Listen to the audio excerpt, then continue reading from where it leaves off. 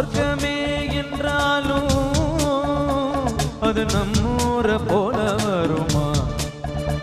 அட என் நாடு என்றாலும் அது நம் நாட்டு கீழாகுமா? பல தேசம் முழுதும் பேசும் மொழிகள் தமிழ் போல் இனித்திடுமா?